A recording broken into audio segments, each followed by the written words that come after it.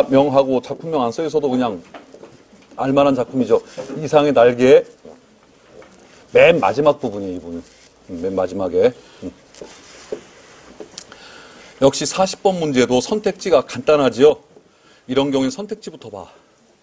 그리고 이상의 날개에 대해서 알고 있는 학생이 되면 이거 바로 답 맞춰 이거. 자, 거기 보면은 우리 부부는 숙명적으로 발이 맞지 않는 절름발이인 것이다. 그러니까 부부 관계가 먼저 설명이 되고 있고 내나 아내나 제 거동의 로직, 논리. 그러니까 어떤 이성적인 판단을 하기엔 조금 거리가 있다. 붙일 필요는 없다. 변해할 필요도 없다. 사실은 사실대로, 오해는 오해대로. 여기 그저 끝없이 발을 절뚝거리면서 세상을 걸어가면 되는 것이다. 그저 끝없이 발을 절뚝거리면서 세상을 걸어가면 되는 것이다. 요 문장에서 부부 관계를 여실히 짐작할 수가 있죠. 그리고 이제 밑으로 쭉 가서 다음 단락에 이때 뚜하고 정오 사이렌이 울었다.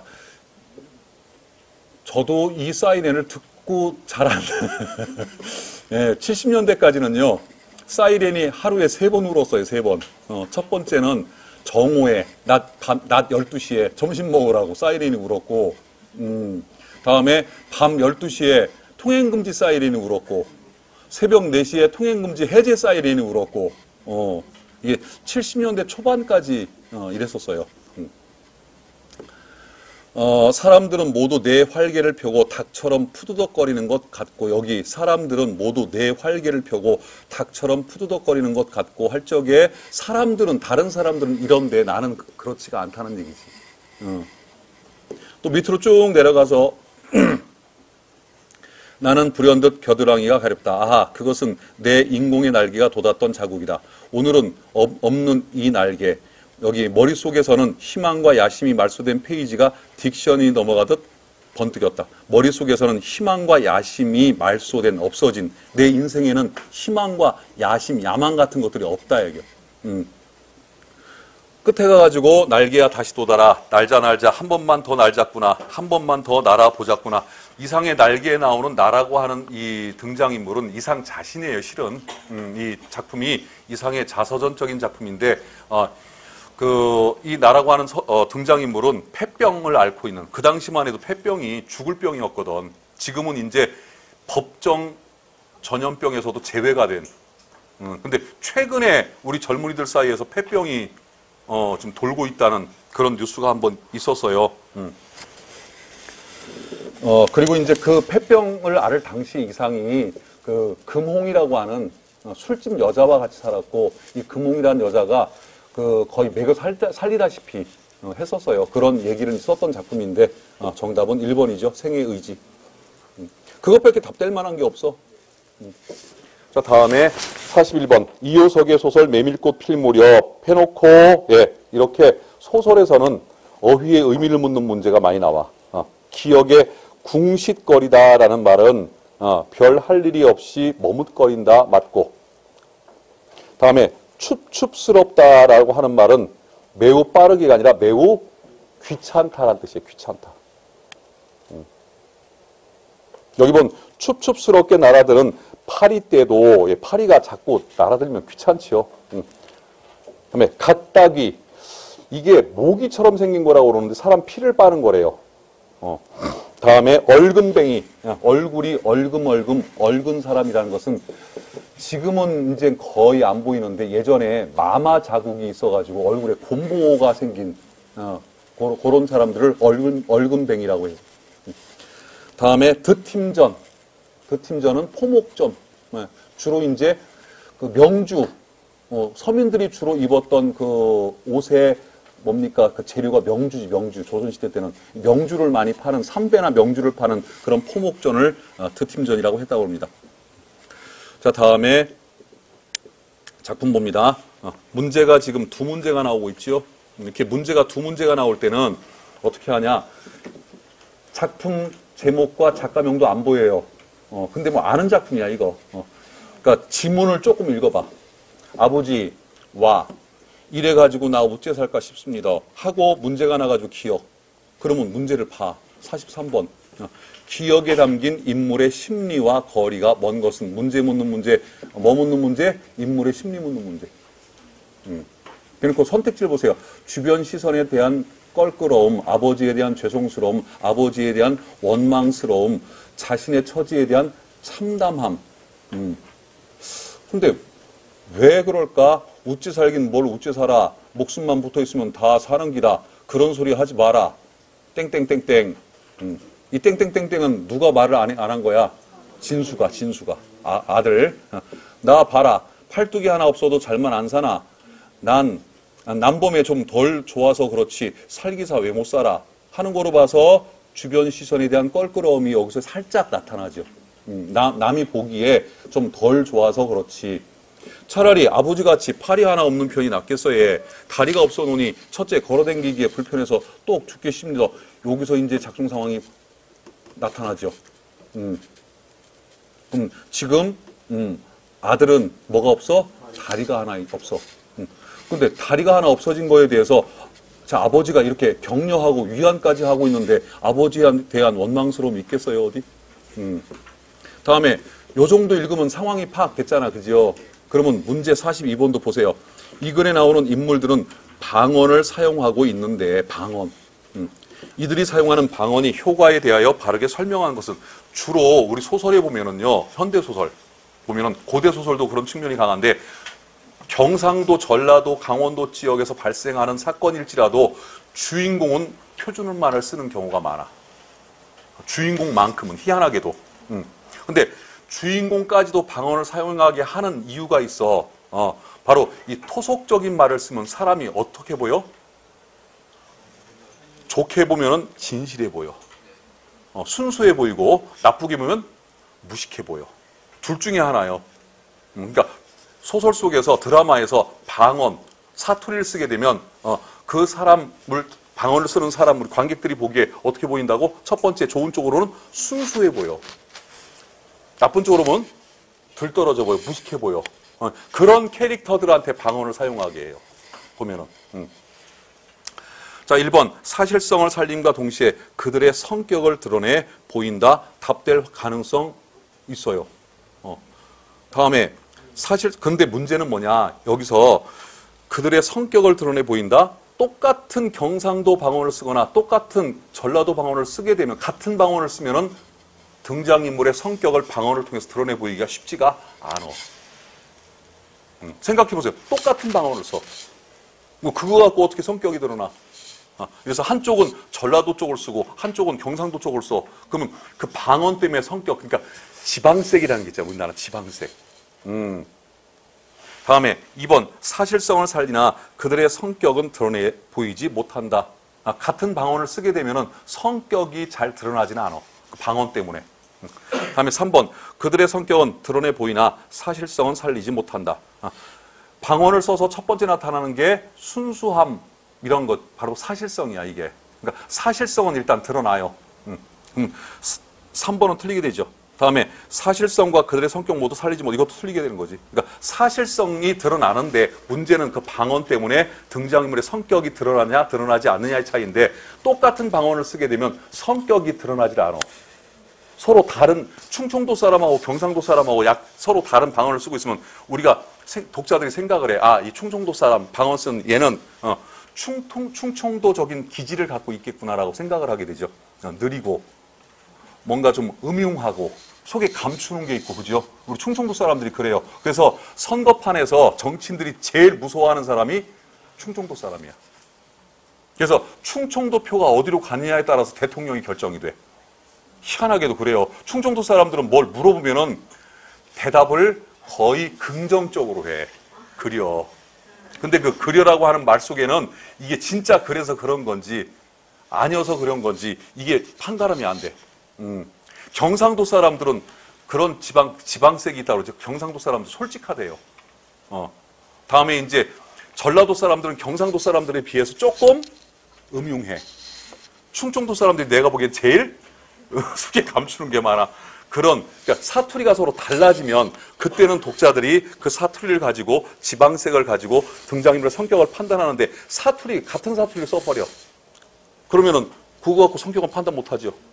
그렇게 본다면 42번 정답은 그냥 2번이 되는 거예요. 왜? 지금 읽어보니까 둘 다 경상도 사투리를 쓰고 있어.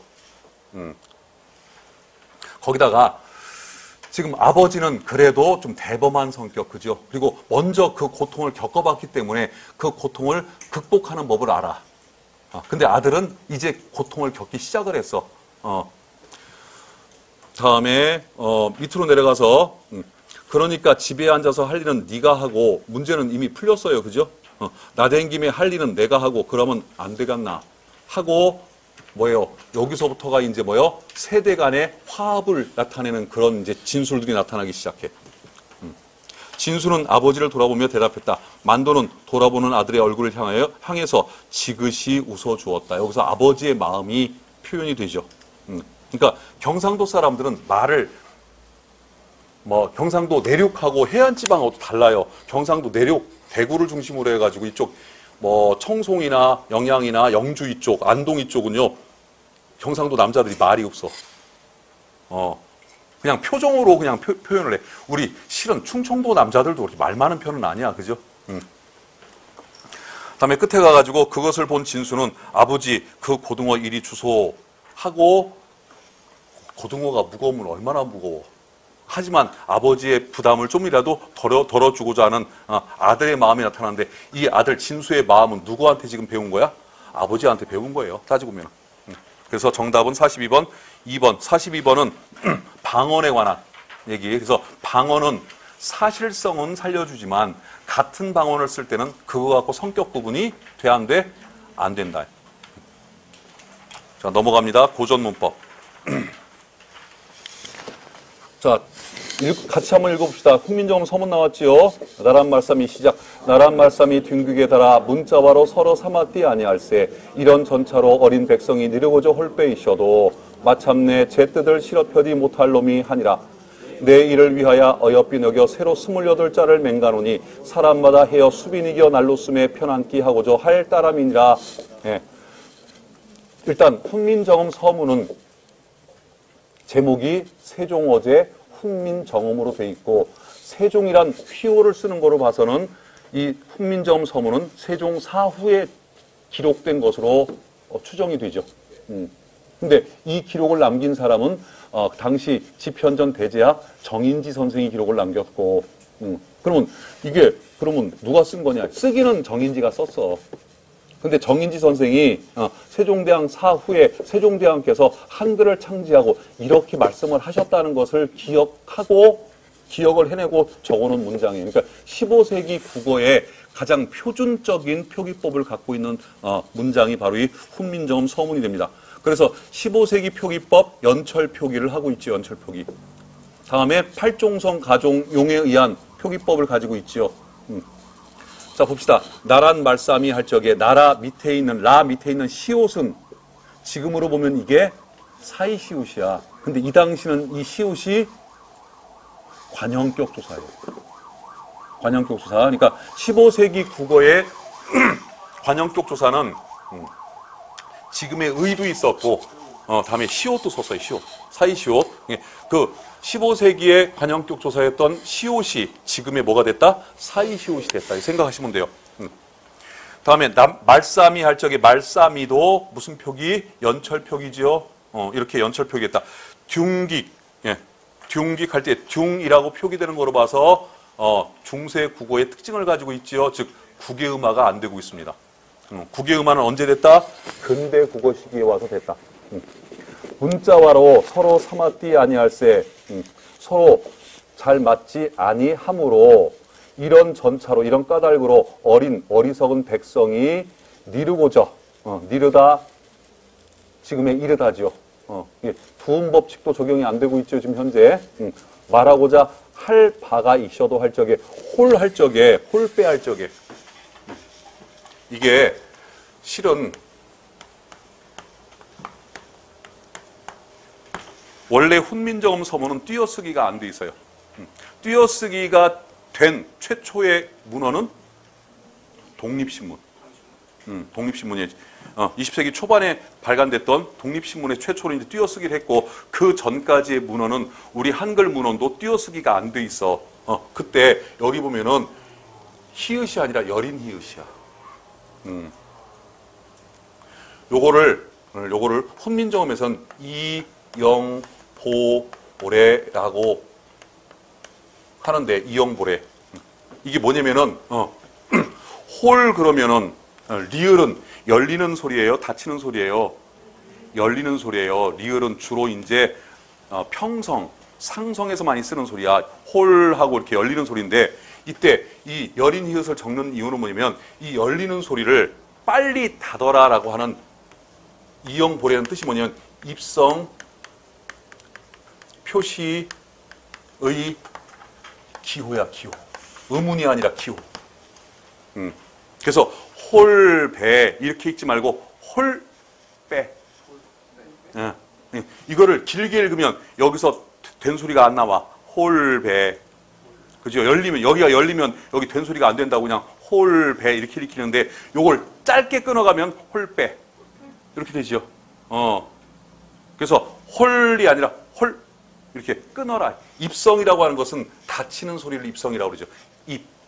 닫히죠. 입. 입. 닫히죠. 입. 닫히죠. 이런 소리들이 다 입성. 그래서 입성은 구분이 쉬워. 닫히는 소리는 다 입성이야. 그래서 사성점을 찍을 적에 평성은 점이 없지요. 입성도 점이 없지요. 그럼 두 개는 어떻게 구분해? 입성은 닫히는 소리가 다 입성이야. 점이 없는 소리 중에 열린 소리는 다 평성이야. 상성은 점이 몇 개? 두 개. 거성은 점이 한 개인데, 이때 상성이 지금의 뭐가 됐다고? 장음, 긴 소리가 됐다고. 그래서 여기 여린 히읗을 뭐라고 그래? 입성 표시기호로, 이거를 훈민정음에서는 한자어로 이영보레라고 적고 있어요. 이영보레의 뜻은 뭐냐? 바로 입성 표시다, 입성. 자, 다음에 마참내 제 뜯을 할 적에 디귿이 올라가고 있지요. 요거 팔종성에 속하죠. 실업펴디 못할 놈이 하니라. 내 일을 위하여 어여삐 할 적에, 어여삐에도 여세 시옷이 쓰이고 있죠. 요게 팔종성 표기법이에요. 그래서 15세기 국어의 팔종성 표기법은 자음 몇 개? 8개. 기역, 니은, 디귿, 리을, 미음, 비읍, 시옷, 옛니음. 요 8개는 발음 기호로도 쓰였고, 뭐로도 쓰였다? 이렇게 표기법에서 직접 끝소리를 적는 문자로도 쓰였다.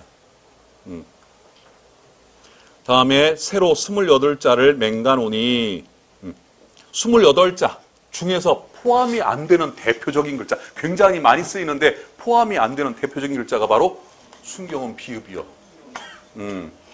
이게 왜 포함이 안 되나, 이거 하지 마. 그런 거 공부하지 마라. 그냥 시험 문제 나와요. 이게 잘. 다음 중 기본 28자에 포함되지 않는 글자, 이렇게 시험 문제 나오면 꼭 거기 선택지에 뭐가 보여? 얘가 보여, 얘가. 꼭 얘가 보여. 얘 답해, 그냥. 그럼 맞아. 순경음 비읍이라고 하는 이 글자는, 이 소리는, 소리로, 글자로 칠 때는 이렇게 쓰지만, 이 소리값은 어떻게 만들어진 소리값이야? 비읍이 뭐 하는 과정? 유성음화되는 과정이에요.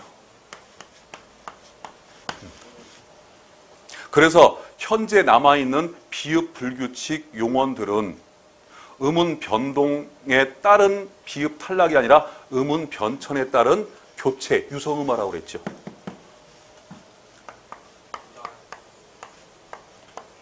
요게 활용을 하면은 이렇게 붙죠. 어미가 어나 아로. 그런 다음에 어떻게 된다고? 미워. 이렇게 된다고. 그런 다음에 이 순경음이 뭐로 바뀐다고? 이렇게 바뀐다고. 그래서 미워로 활용을 하죠. 이때 비읍이 요거 빼놓고 요거하고 요것만 보면 비읍이 없어지니까 비읍 탈락으로 생각이 돼. 나머지 뭡니까? 디귿 불규칙, 시옷 불규칙에 또 우 불규칙, 얘네들 어간이 변하는 불규칙들은 다 얘네들이 탈락하는 거예요, 그냥. 음은 변동이야. 그런데 비읍 불규칙은 탈락이 아니라 비읍의 유성음이 순경음 비읍이고, 순경음 비읍보다 더 유성음이 뭐야? 그러니까 자음에도 유성음이 있죠. 니은, 리을, 미음, 이응 우리 현대 국어에 그러면 유성음의 성질을 가장 강하게 갖고 있는 건 모음이에요. 모음. 그 다음에 유성음의 성질을 한 모음보다 한 70%밖에 못 갖고 있는 게 유성 자음들이야. 그러니까 얘는 무성음이죠. 얘는 유성 자음이고 그나마 얘가 100% 유성음화가 되면 뭘로 돼? 모음이 된다고 이렇게. 그래서 이거는 유성음화. 유성음화는 유성음이 아닌 소리가 유성음을 만나서 유성음으로 바뀌는 거기 때문에 교체가 돼요. 탈락이 아니라 교체. 이 유성음이 지금도 사용된다고 했지요. 어디서? 만도네 집에서, 진순의 집에서, 경상북도에서. 아이고 마 사랑스러워라. 사랑스러워 죽겠네. 이렇게 말을 해요. 경상도 사람들이. 그때 슬쩍 비읍이 스치고 지나가듯이 들리죠. 이게 순경음 비읍이요. 자, 다음에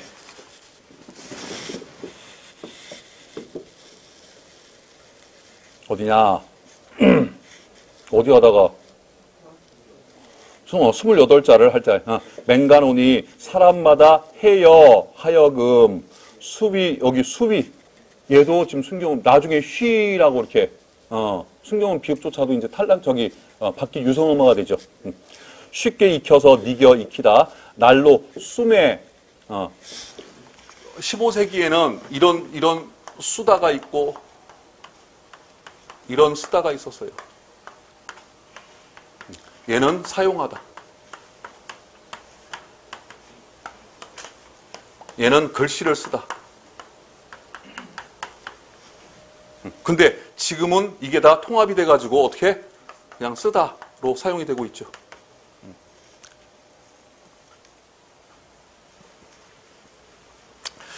고전문법 문제가 한 문제 정도씩 나오긴 하는데 고전문법 문제는 그렇게 어렵지가 않아요. 기본적인 것만 잘 알고 계시면 그렇게 어렵지 않습니다. 다음에 날로 숨에 편안귀, 편안하게 하고자 할 따름이다. 여기 보면은 또 따람이라 할 적에 시옷, 디귿, 시옷, 디귿에 이런 표기가 있죠. 이런 거를 뭐라고 한다? 어두자음군이라고 한다. 어두자음군. 그래서 이런 병서를 무슨 병서? 합용병서. 그러니까 같은 글자를 이렇게 병서하는 거는 각자 병서. 이렇게 각각 다른 글자를 병서하는 것은 합용병서라고 그러죠. 합용병서. 여기 합용병서 얘네들이 나중에 이제 우리 현대국어에 오면 얘네들이 된 소리가 돼요. 예, 지금은 이렇게 되죠. 그러니까. 자, 44번 다음 글에 대한 설명 중 옳은 것은 하고 문제가 물었네요. 1번 읽어봐. 시작. 에이, 맞게 고쳐서 46년에 반포가 돼 있지요. 다음에 2번. 예, 나란 말싸미는 나랏 말싸미가 발음 표기가 아닙니다. 나란 말까지는 말은 아래아 표기가 아니라 아가 맞습니다. 다음에 3번. 예, 어리석을 우자죠. 다음에 어여삐의 요 글자 뒤에 있는 한자는 민자죠, 민자. 다음에 4번. 전차는 고로, 한 고로, 실어는 실을 제자로, 다음에 한이라는, 많다 할 적에 전차로, 이렇기 때문에 이런 고로, 이건 맞아요. 근데 실어, 이거는 실을 제자가 아니야. 능히, 이런 뜻이 능히. 능할 능자 써야 돼, 능할 능자. 한자로 쓰려면. 이렇게 쓰는 능할 능자. 이 능할 능자에다가 밑에 마음심을 붙이면 모양 태자죠. 이 태도할 때 태자. 자, 다음에 45번 훈민정음 창제정신 따라합니다. 민본정신, 실용정신, 창조정신. 세 개입니다. 자주정신 아니에요. 요 민본정신, 실용정신, 창조정신이 훈민정음 서문에 나타납니다. 자, 민본정신. 훈민정음 서문에서. 그쵸. 어린 백성이 느리고저 헐빼이셔도 여기 5분. 그 다음에 실용정신. 새로 이거는 창조 정신. 다음에 쉽게 요게 실용 정신이고. 다음에 46번 윗글에 대한 설명으로 옳은 것은 하고 문제 물었네요. 연철표기죠. 어두자음군이 쓰이고 있지요. 다음에 동국정운식 한자음을 사용하고 있어요. 4번 팔종성 표기예요. 동국정운식. 그러면 동국정운이라는 책은 어떤 책이냐면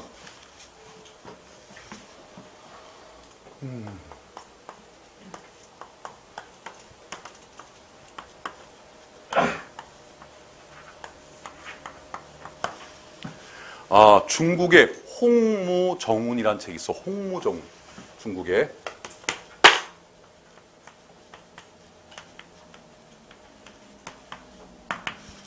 이게 중국에서 만든, 우리나라로 치면은 고려시대 말기쯤 해가지고 탄생한 중국에서 만든 운서야, 운서. 운서가 뭐냐면 중국 말이 발음이 어렵지요. 그 어려운 중국 발음을 여기 오리지널 사운드 트랙으로 발음하는 분이, 우리 여기 있는 학생들을 데리고 청와대로 들어가면 우리나라 다스릴 수 있어요. 다 전공이 다르잖아, 그죠? 내가 대통령이라면 우리 서정이 중국 대사 시킬 거야. 중국어를 잘해서. 운서가 뭐냐면 발음을 적어놓은 책이야. 이 글자는, 중국은 한자가 하나하나가 다 실질 형태잖아. 그죠? 하나하나가 다 뜻이 있잖아요. 그래서 그 글자 하나하나에 따라서 발음을 이렇게 낸다고 다 적어놓은 책이 운서예요, 운서. 중국의 표준 발음을 적은 책이 바로 이 홍무정운. 이게 우리나라의 고려 말에 중국에서 만든 책이야, 이게. 그거를 보고 세종대왕께서 만든 책이 동국정운이에요. 동국은 흔히 우리나라를 의미해요. 중국의 동쪽에 붙어있는 나라라 그래가지고. 그때 이 동국정운은 뭘 어떻게 만들어 놓은 거냐면, 그 당시 15세기 당시에 중국 사람들이 내는 중국 한자음, 중국 소리하고 우리가 내는 중국 한자음하고 달라요. 내 이름은 한자로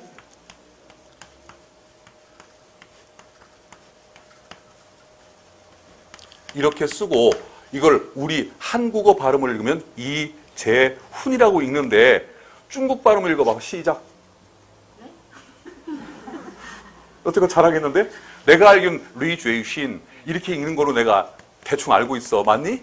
비슷하니? 예, 이렇게 리죄신 좀 달라요. 그죠? 소리가.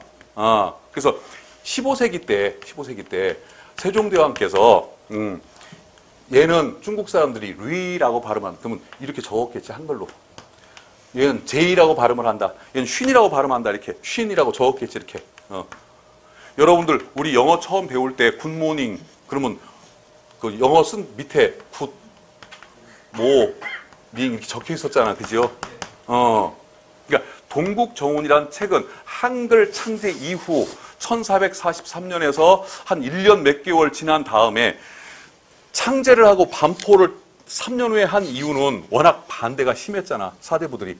그래서 세종대왕께서 그럼 이 글자가 실용적인지 실용적이지 않은지 한번 이걸 증명을 해보자 그러고 3년 동안 유예 기간을 두고 그때 이제 책을 만들기 시작해요. 그 대표적인 책이 용비어천가. 두 번째가 바로 이 동국정운이에요. 이 동국정운은 바로 한글 창제를 반대하는 사대부들을 달래기 위해서 만든 책이야. 그 당시에 중국 사람들이 하고 있는 한자 발음을 우리 한글로 이렇게 적어준 책이에요. 중국어 공부하는 책. 쉽게 말하면 중국 발음 공부하는 책. 그래서 그 당시 동국정운에 표기되어 있는 발음은 우리 한국, 조선의 발음과 같아 달라. 지금도 달라요. 그죠? 그 당시 달랐을 거 아니야. 그러니까 동국정운이라는 책은 당시에 한자의 어느 나라 발음? 중국의 발음. 우리 한국 사람의 발음이 아니라 중국 사람의 중국어의 발음을 한글로 적어놓은 거야. 중국어 공부 잘하게 하려고. 그러니까 그런 사대부들의 반대를 어떻게 하든 꺾기 위해서 우리 한글이 한자를 공부하고 중국어를 공부하는데 굉장히 도움이 된다라는 걸 자꾸 강조를 해줘야 사대부들이 오케이 할 거 아니야. 거기다가 우리 세종대왕 때 씨께서는요, 이미 12살에 중국말을 중국 사람보다 훨씬 잘했다는 그런 기록이 나올 정도로, 그러니까 그 당시에 국제어가 중국어 아니야. 지금으로 말하면 외국어 천재야. 저 세종대왕은. 그래서 만든 책이 동국정원인데, 동국정원에 적혀 있는 이 글자가 바로 뭐요? 동국정원식 발음이라고 말하는 거예요. 그러면 동국정원식 발음은 주로 어떻게 구별하냐? 동국정원식 발음을 적기 위해서 우리가 주로 쓰지 않는 글자들이 많이 적혀 나와요. 예를 들어서 쌍히읗, 다음에 쌍이응, 이런 글자들. 현재 실은 이런 글자들의 음가는 현재도 없지만 15세기 때도 거의 없었어, 우리나라에는. 그러니까 이런 좀 특이한, 더더군다나 동국정원식 발음은 뭘 적는 거야? 한자의 발음을 적는 거예요. 그러니까 고유의 발음을 적는 거는 아니야. 그러니까 이게 문제가 나오면은 한자, 여기 보면은 둔귀할 적에 둔과 퀵, 요것도 동국정원식 발음. 그 당시에. 다음에 백성이라고 돼 있는데, 실은 이 백성은요 원래 고유어예요, 이게. 근데 이 한자를 좋아하는 좀 사대주의적인 사람들이 백성을 한자로 이렇게 적었어. 다음에 밑으로 쭉 넘어가서 맨 마지막에 뼈안귀 할 적에, 뼈안 할 적에 초성에 지금 이렇게 또 여린 히읗이 적히고 있죠. 우리말에 여린 히읗이 초성인 글자가, 그 발음이 거의 없어. 실은 지금도 없어. 15세기도 없었고. 이렇게 15세기 때는 대체적으로 한자의 발음을 옆에다 적을 때, 한자를 적고 그 옆에다 우리 한글로 이제 토를 달아줄 적에, 그때 대부분 뭐가 사용됐다? 동국정원식 발음의 표기법이 사용이 됐다고 생각하시면 돼요. 첫 번째. 두 번째, 동국정원식 발음법은 어디에만 통용된다? 한자에만 적용이 된다. 세 번째, 동국정원식 발음인지 아닌지를 구별하는 방법. 뭐냐? 현재 우리가 사용하지 않는 글자들, 좀 특이한 글자로 적혀 있을 때는 얘를 동국정원식 발음법으로 보면 된다요. 그 이상 어렵게 안 나와, 문제는.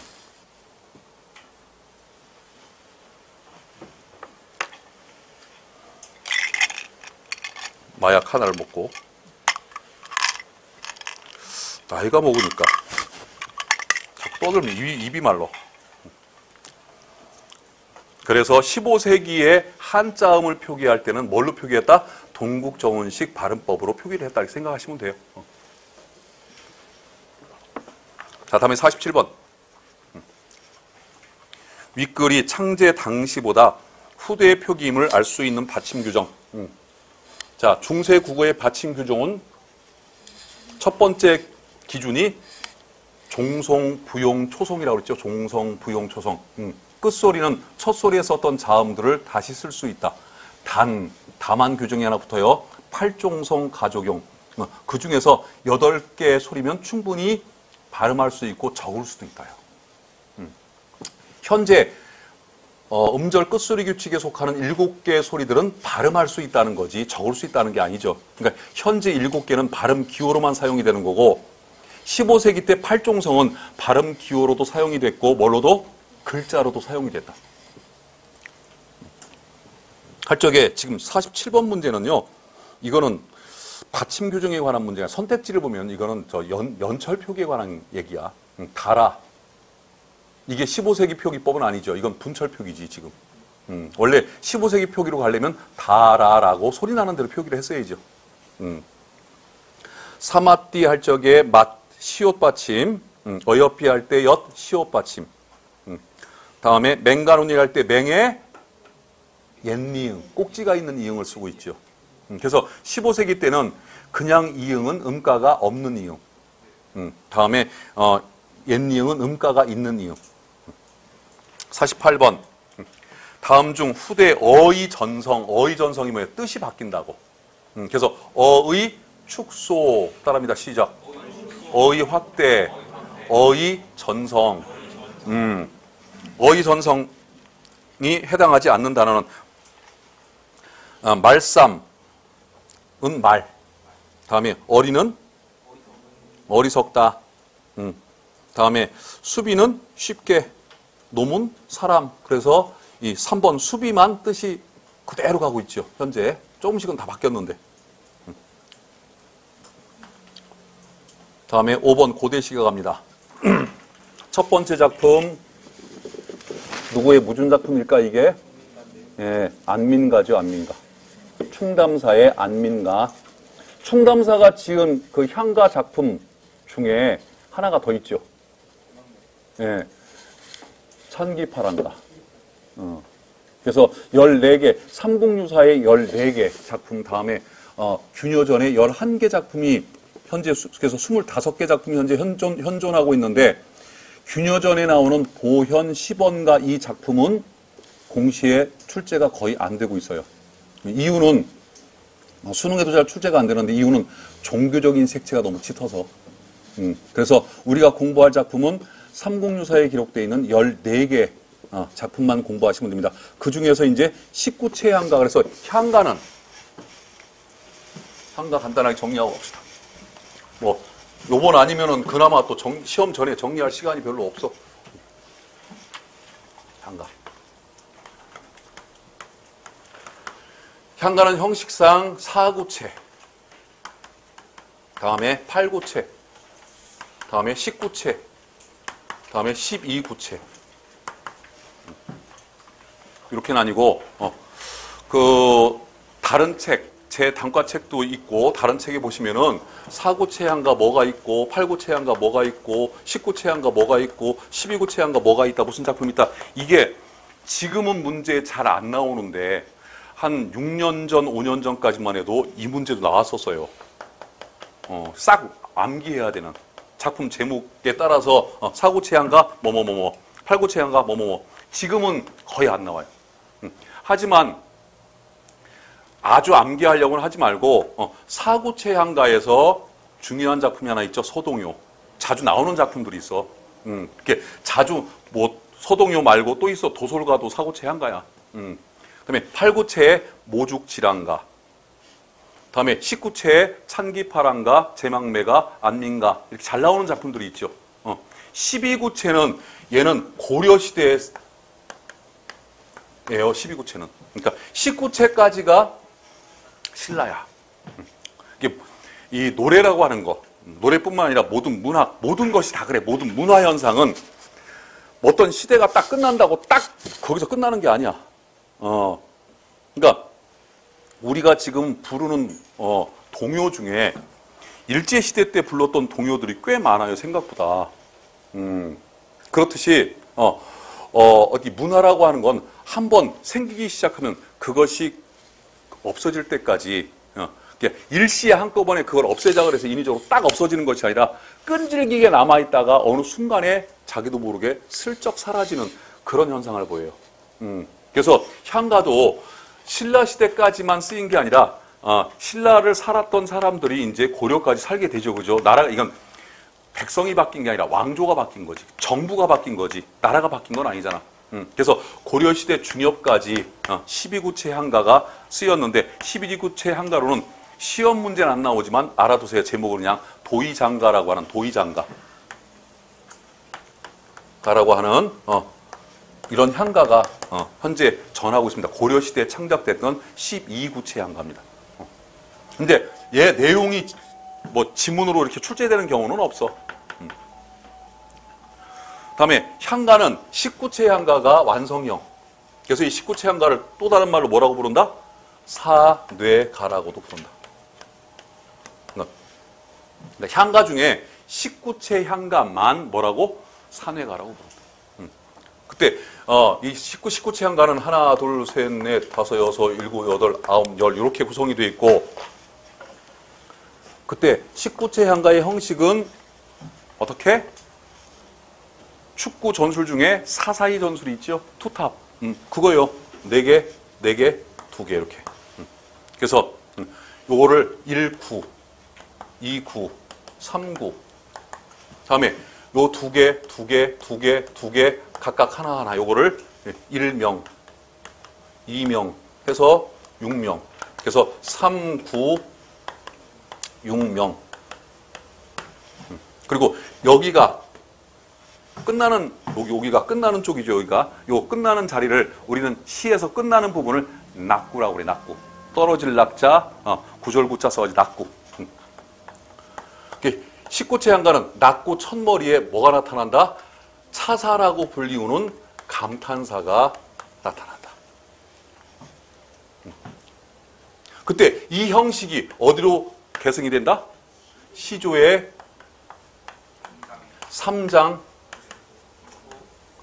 6구의 형식으로 계승이 되고, 시조도 낙구에 뭐가 나타난다?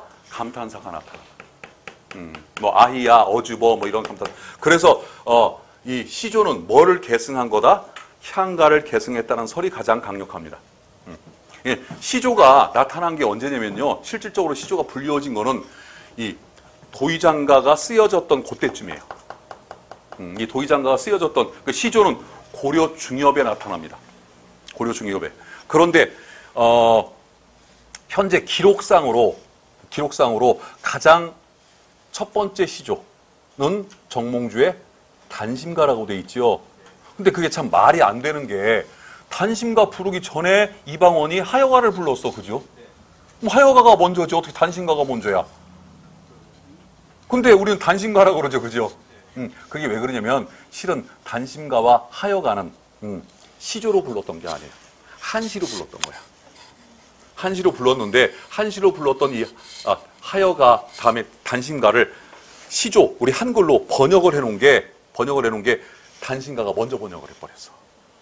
그래서 단심가가 먼저 기록이 된 것 뿐이에요. 순서상으로는 태종 방언이 정몽주에게 먼저 이런 들었다 하고 저런 들었다 하리 이렇게 불렀을 거 아니야. 그러니까 정몽주가 방언이한테 뭐요? 단심가? 이 몸이 죽어 무엇이 될 거? 이렇게 나갔을 거 아니야. 그럼 순서상으로는 하여가가 먼저 있어야 되는데 우리는 시조의 그 시초, 초기 가장 첫 번째 작품을 단심가라고 알고 있는 게 그게 번역이 먼저 돼서 그래. 원래는 한시로 쓰여졌던 거예요. 그래서 원래 시조는 양반들이 한시로 쓴 거를 그걸 한글로 번역을 해서 부르기 시작을 한 게 시조가 되기 시작했고, 나중에 가가지고는 이제 처음부터, 그러니까 원래는 한시로 창작을 하고 부르기를 우리 말로는 뭘로? 시조로 불렀어. 그다음 나중에 이제 세월이 흘러가니까 시조라고 처음부터 아예 이제 우리말로 창작을 하기 시작을 했어. 그렇게 된 게 실은 조선시대 전기에서 한 16세기 요때쯤 와야 시조가 이제 창작이 되기 시작하는 거예요. 그렇게 이 문화라고 하는 거는요, 일시에 사라지지도 않고 일시에 뭐 이렇게 생기지도 않고 굉장히 오랜 시간을 두고, 그러니까 잠복기라는 게 있죠. 우리 코로나도 그죠. 문화도 마찬가지야. 나중에 이제 500년 후에 지나가서 우리가 이제 500년이나 300년을 이렇게 보면은 잠복기가 있어. 잠복기. 그 잠복기에 있었던 그런 내용들은 기록이 안 되기 때문에 마치 없었던 것처럼 착각을 하는데, 시조 하나가 탄생하기 위해서 그 앞에 우리가 보이지 않는 어떤 잠복기가 무지하게 있었을 거예요. 그죠? 한번 생각해 보세요. 김치, 된장, 간장 이런 음식이 과연 언제 생겼을까? 지금 먹는 우리 김치의 모습은 언제 갖추어졌을까? 하고 연구를 해보면은 그 음식들의 그 음식이 현재의 모습을 갖추기까지 잠복기가 분명히 있다고.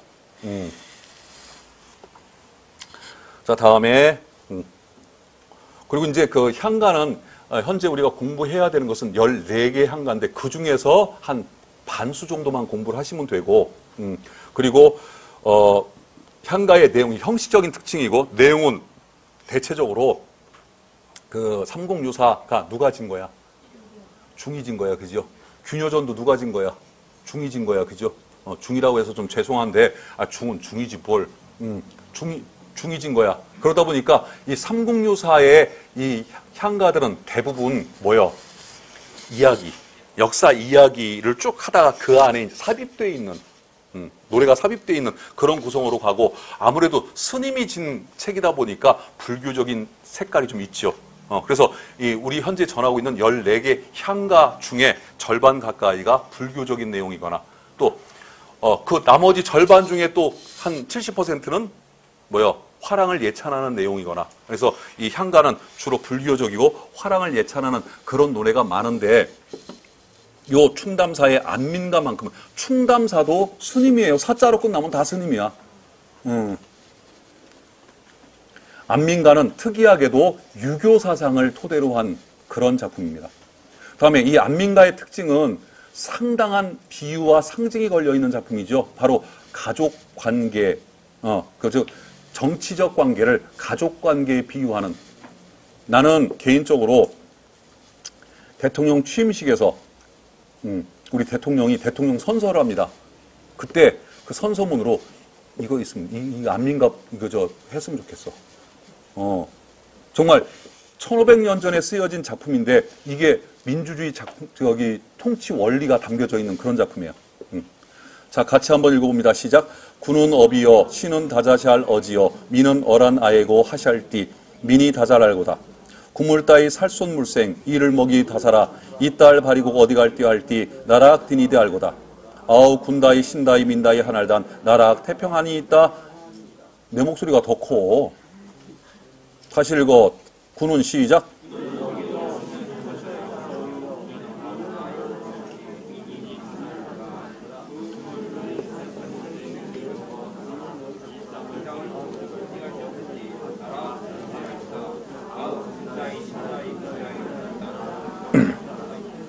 예, 군 임금은 어비 아버지요. 신 관리 신하는 다자샬, 할 적에 이 다자샬은 사랑해 주시는 이런 뜻이에요. 사랑해 주시는 어지여 어머니여. 민 백성은 어런 아해고, 어린 아이라고 하샬띠 한다면, 민이 백성이 다잘 사랑을 임금과 관리의 사랑을 알 것입니다. 구물 따위 살손 물생에 꼼지락거리면서 살아가는 백성들. 그러니까 이 시대는 아무래도 백성들이 좀 뭐라고 할까요? 교화의 대상, 무식한 대상들이 있었지. 그래서 임금이나 관리가 가르쳐야 되는. 그래서 마치 백성들을 꼼지락거리는 벌레처럼 표현을 한 거야. 그래서 꼼지락꼼지락 꾸물거리면서 살고 있는 물생 백성들을 이들을 먹어 다사랴, 먹이고 다스린다면, 이 땅을 버리고 어디로 갈까 할 때, 나라 할 적에 악은 지금의 강세 보조사라고 생각하시면 돼요. 이 나라만을 만 정도로 해석하시면 돼요. 보조사. 이 나라만을 지니지 지킬 것을 알 거다. 알 것입니다. 무슨 얘기냐면 요즘 30대 중반의 직장인들, 그것도 좀 좀 대기업, 좀 안정된 직장인들 중에 이민계를 한다고. 돈 모아가지고 어떻게 하든 한국을 떠날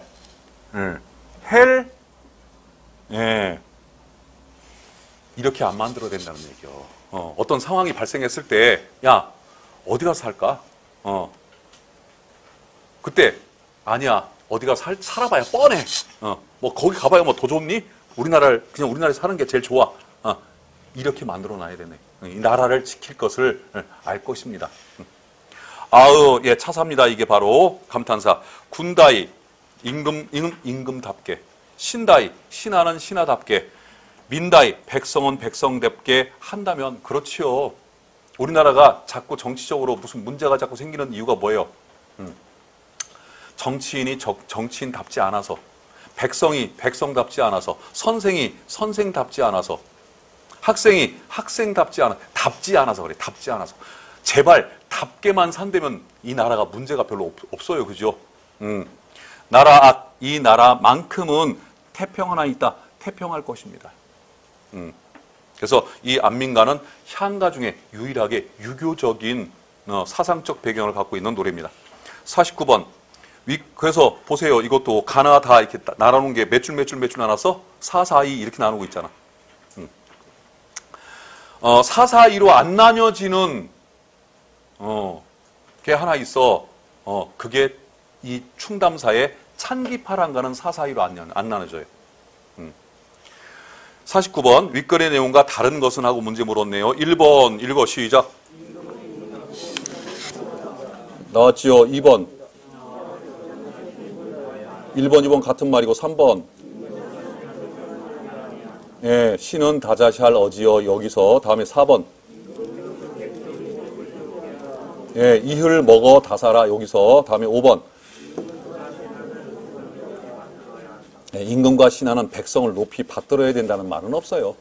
그렇다고 해서 또 백성이 임금과 신하를 높이 받들어야 된다는 얘기도 또 없어요. 다음에 50번. 50번 문제가 이렇게 나오면 또 어렵죠, 그죠? 문학 작품을 논리적으로 분석해봐라. 하여튼 우리 한국 사람들은 논리라는 단어를 보면 무서워져 일단. 자, 가, 나, 다로 나누면 돼 이렇게 나뉘어져 있네 지금 그죠? 가. 전제가 돼 있을까? 사실이 설명돼 있을까? 문제가 제기돼 있을까? 견해가 제시돼 있을까? 결론은 안 나오겠죠. 뭘까요? 첫 번째 가는 이렇게 하면 됩니다라고 필자, 시적 화자의 견해, 자기 의견이 제시가 돼 있고. 다음에 나 단락에서는 의견이 제시가 됐으니까 그 다음엔 부연 설명이나 근거 제시가 가겠지 논리적으로 보면은. 그런 다음에 결론이 가겠지요. 그러면 정답은 4번이 되겠죠. 다음에 51번, 예, 이렇게 고전문학에는 고어의 뜻풀이를 묻는, 고어의 의미를 묻는 문제가 나오죠. 니은이 뭐예요, 니은? 어린, 예, 어른이 아니라 어린. 어린 아이. 아해 할 때 아이, 어린 아이. 자, 다음에 월명사의 제망매가도 19채 한 가지요. 이것도 읽어봅니다. 시작.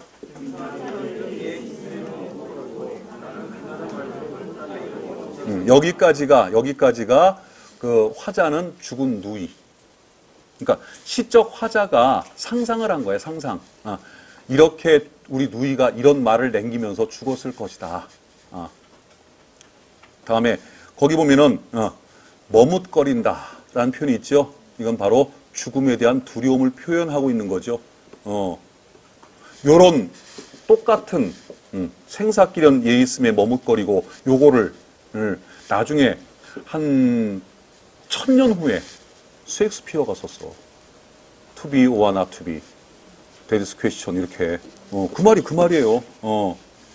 햄릿이 죽음 앞에서 사느냐 죽느냐 이것이 문제로라고 죽음을 두려워했듯이 지금 여기 있는 시적 화자도 죽음을 두려워하고 있잖아. 죽음을 두려워하지 않는 사람이 누가 있을까? 그런 사람들을 우리는 뭐라고 불러? 유관순, 안중근 이렇게 부르잖아, 그지? 우리는 근데 유관순이 아니죠. 다음에 나는 간다는 말도 못다 이루고 여기서 바로 누이가 혼자 죽었음을 어디선가 혼자 객사를 했음을 알 수가 있죠. 다음 언어 읽어 시작.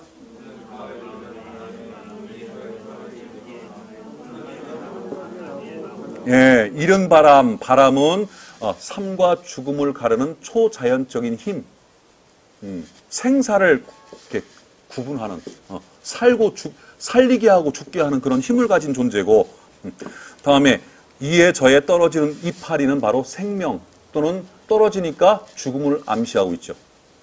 다음에 한 가지는 한 부모를 의미하죠. 동기간, 형제간이다.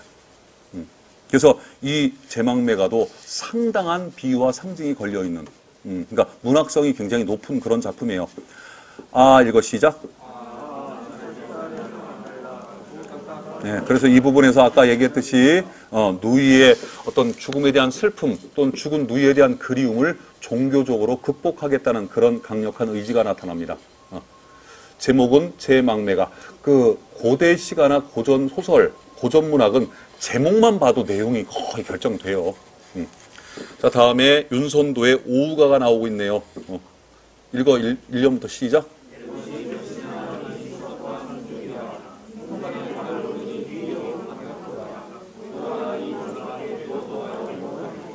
예, 지금까지 시조를 썼던 우리 한국 사람 중에 시조를 가장 잘 쓰는 사람 윤손도입니다. 윤손도의 오우가. 아직까지 현대로 넘어와서도 윤손도만큼 시조를 잘 쓰는 사람은 없어. 물론 이제 현대에 와가지고 조선시대에 썼던 시조를 고시조라고 그러고 개화기 이후에 쓰여진 시조를 우리가 현대 시조라고 이렇게 나눠서 얘기를 하는데 현대 시조 시인이 있어요. 가람 이병기, 이태극, 김자옥 씨 아버지 김상옥 뭐 이런 분들이 있는데 이런 분들도 윤손도만큼은 못 써. 자, 오우가는 6개 연으로 돼 있는 연시조죠, 연시조. 그리고 1년은 서사가 되지요. 오우, 5벗이 소개가 됩니다. 수석, 송죽, 월. 오케이? 다음에 2연 갑니다. 시작.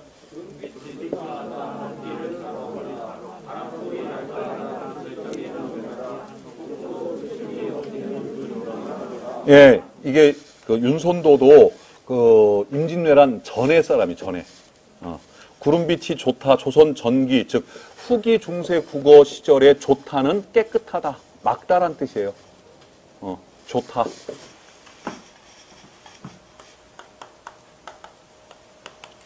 지금의 좋다는 이렇게 표기가 돼요. 좋다. 국외음화가 안 된 상태. 이게 지금의 좋다. 이거는 15세기 때는 깨끗하다, 막다 이런 뜻이에요.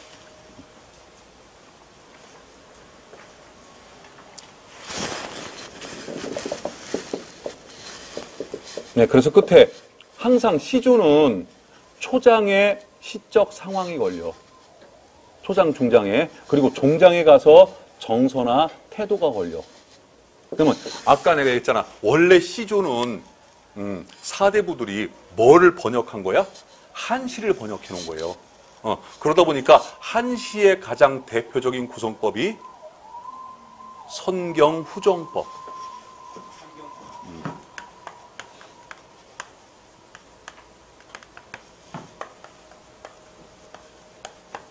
오늘 내가 왜 이렇게 한자를 많이 쓰지? 잘 알지도 못하는데 나도. 앞쪽에 그러니까 이 시조는 기승전결 이렇게 아니야. 한시는 기승전결 주로 이제 4단 구성을 해요. 그래서 기와 승 쪽에는 경치. 다음에 전과 결 쪽에는 그거에 대한 시적 화자의 정서나 태도가 나타나는 게 기승 선경후정법인데 그래서 조선 전기에 쓰여졌던 평시조도 선경후정법을 써. 그때 근데 우리 시조는 세 줄이잖아, 세 줄. 그죠? 네 줄이 아니라. 앞에 초장, 중장이 선경, 종장이 후정에 해당하는 거예요. 그래서 맨 마지막 그 종장을 보면 대체적으로 주지가 나타나요. 시조는 좋고도 그칠 리 없기는, 맑고도 그칠 리는 적, 때, 순간 이런 뜻이야. 그칠 적이 없는 것은 물이다. 그래서 물은 영원 불변하다. 3년 읽어봐. 시작.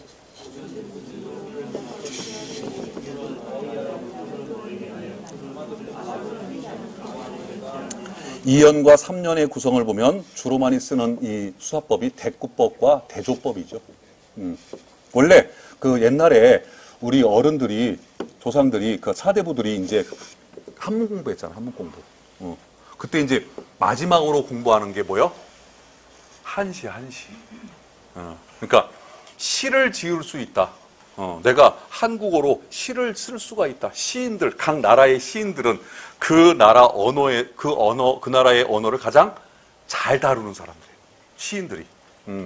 그래서 유교의 경전도 뭐가 제일 어려워? 시경. 기독교의 경전에도 시편이라는 게 있지. 시편. 그래서 그 한시를 배울 때 옛날에 한시를 배울 때 그러니까 제일 첫 번째 한시를 배우기 첫 번째 배우는 게 대구예요. 대구법. 대구는 어떻게 시키나 이것도 배워요. 그래서 이 아무래도 조선 전기의 평시조는 대체적으로 한시로 썼던 것을 우리 한글로 번역해 놓은 시조가 고시조이기 때문에 한시에 나타나는 그런 표현법들이나 한시가 갖고 있는 특징들이 우리 고시조에 많이 실려 있다고. 성경후정법도 실려 있고 다음에 대구법도 많이 쓰이게 되고 다음에 이 작품은 이연에서 구름, 바람 요 두 놈하고 다음에 물하고 서로 대조가 되죠. 3년에는 꽃하고 풀 요 두 놈하고 다음에 바위하고 대조가 되죠. 다음에 4연 읽어봐. 시작.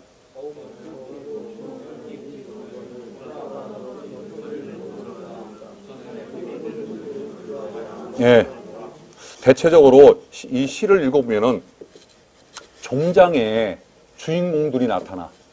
그런데 이 사연은 중장에 나타나죠. 소라 그러고 소나무. 다음에 오연 읽어봐. 시작.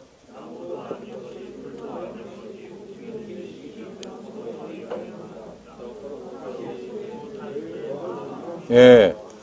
5년과 6년에는 그 오우 다섯 벗의 이름이 정확하게 기재가 되질 않아요. 그래서 5년은 대나무를 말해요. 대나무. 다음에 6년 읽어봐. 시작.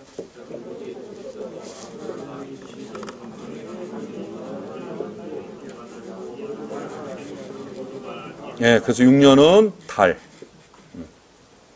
52번. 가, 나에 모두 적용될 수 있는, 이런 문제를 풀 적에는, 작품 제목과 작가명이 있으면 그것부터 봐. 하여튼 간에 시잖아, 시. 그죠? 현대시도, 작가명하고 작품명부터 보고, 그런 다음에 문제 파악을 한 다음에 작품을 읽으라고 그랬지요. 고대시가도 마찬가지예요. 똑같은 시기 때문에.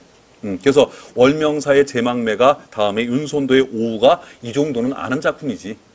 그런 다음에 가나에 모두 적용될 수 있는 설명을 하고 문제 분석부터 보세요. 그때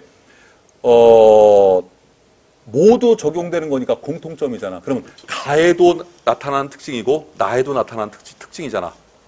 그러면 둘 중에 어느 한 작품을 잡아서 그래서 제망매가 하나를 잡아가지고 1번 개인의 정서가 아닌 집단의 정서 아니 개인 서정시에 개인적인 서정시 집단적인 서정시는 우리나라의 상대가요에서 구지가가 있죠. 구지가. 다음에 사람들에게 무엇인가를 깨우치려는 동기로 아니 이런 문학을 교술문학이라고 하죠. 교술문학. 앞에 나왔던 안민가가 이런 목적이 있어. 교술적인 특성이 있어요. 다음에 3번. 도저히 주체할 수 없이 끓어오르는 격정을 표출했다면 굳이 부처님한테 매달리지 않아요. 그죠?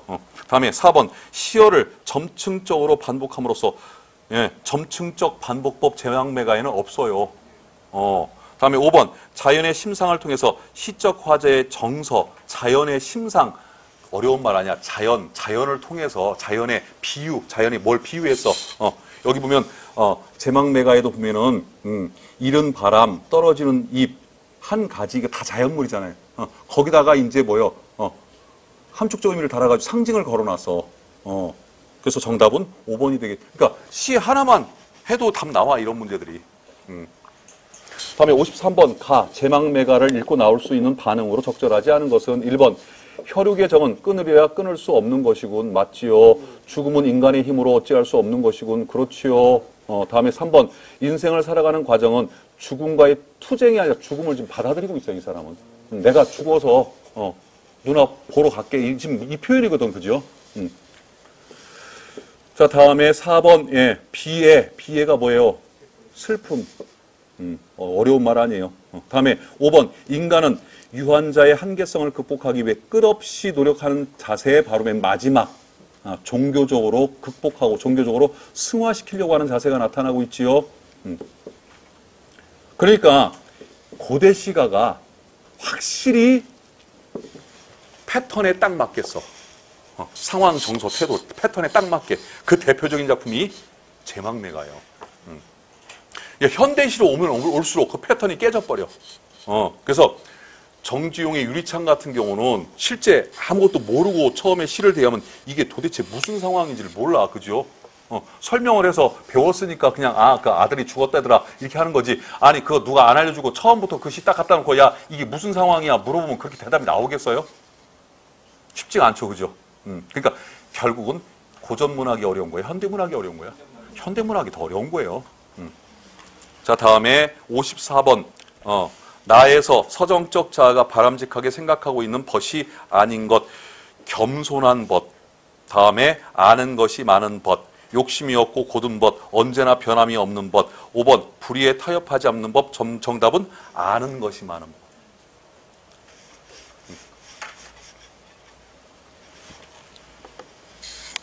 다음에 55번. 그를 노래하고 있는 연을 나에서 찾으래. 나. 이 세상 모든 것이 움직이고 살아가고 죽어 없어지긴 것만 오직 그만은 그 속에 무서운 생명력을 생명을 간직한 채 영원히 살아가도록 하늘이 마련해 준가 보다. 그런다면 둘 중에 하나네. 물 아니면 바위네. 그죠? 물 아니면 바위. 그런데 여기 보니까 그러므로 그의 험상궂은 주름살 위에 이 세상 수억 년의 역사가 잠겨 있고 이제부터 몇 억 년 살아가려는 굳센 의지가 새겨져 있다. 바위네. 이 글이 무슨 글일까? 유치환 선생이 바위라고 하는 시를 쓰고 작성한 후기요, 후기. 그 시를 설명하기 위해 쓴 유치환의 바위라고 하는 시가 있으니까 집에 가서 꼭 한번 찾아서 읽어보시기 바랍니다. 다음에 넘어갑니다. 유리왕의 황조가가 나왔지요. 황조가는 상대가요. 우리나라 상대가요 3편 있죠. 현재 전하는 게 첫 번째 공무도화가, 다음에 황조가, 다음에 구지가. 이 중에 공무도화가와 황조가는 개인적인 서정시, 다음에 구지가는 집단적인 서사시, 다음에 나는 월명사의 제망매가 조금 아까 나왔던 거고, 다음에 나가 아니라 다지. 다는 작자미상의 사설시조, 알고 있는 작품이죠. 배웠던 작품이죠. 자, 그래서 가와 다의 공통점. 제망매가 알으니까 한번 해봅시다. 1번, 종교적 주제를 시적으로 형성하고 있다. 맞아. 제망매가에는 이게 적용이 된다고. 2번, 서정적 자의 심정을 자연물에 그러니까 제망매가에 감정이입, 객관적 상관물이 없어요. 그 다음에 3번, 사랑하는 사람과의 이별을 시적 상황으로 설정하고 있지요. 너희가 죽었어요. 그러니까 사별도 이별이야. 그러니까 이별은 두 종류가 있어. 살아서 헤어지는 게 있고 한쪽이 죽어서 헤어지는 게 있고. 4번, 자연과 인간의 조화를 이룬 경지, 자연과 인간의 조화를 이뤘다면 자연 친화 또는 물화일체까지 가는 작품이 나와줘야 돼. 그런 강호 가도류의 작품이 나와야 된다는 얘기죠. 오케이. 다음에 5번, 다른 사물과의 차이점을 부각시켜서. 그런 거 없어요. 제망매가에는. 그러니까 답은 56번, 1번 아니면 3번. 다음에 나의 화자가 현실을 대하는 태도. 그러면 예를 들어서 제망매가만 안다고 쳐. 예를 들어서 시험장에서. 그러면은 가는 보지 말고 나만 봐.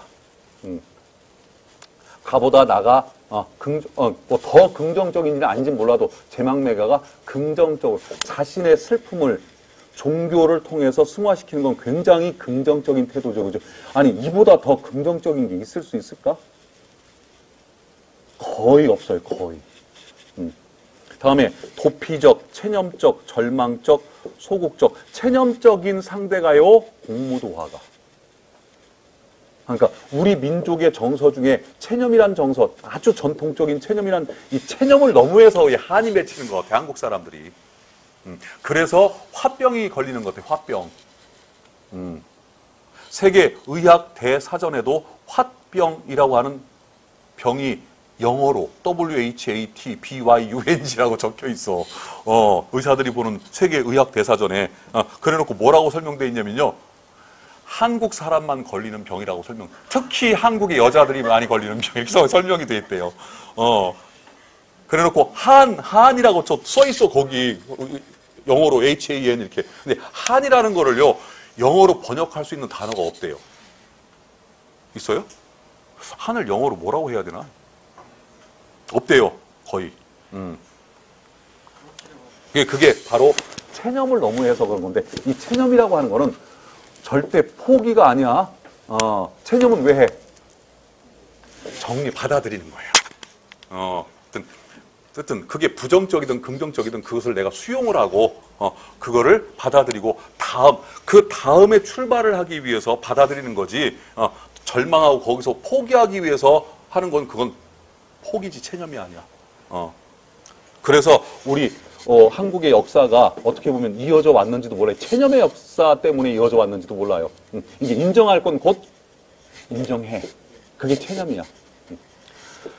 다음에 절망적이다, 소극적이다. 하여튼 간에 비교를 할 수는 없겠지만 제망매가가 도피적이거나 체념적이거나 절망적이거나 소극적인 시는 아니잖아. 답이 1번이지.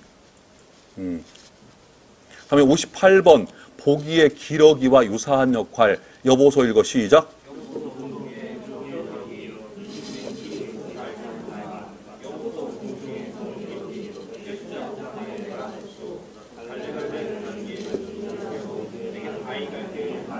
딱 읽어보니까 누구시야?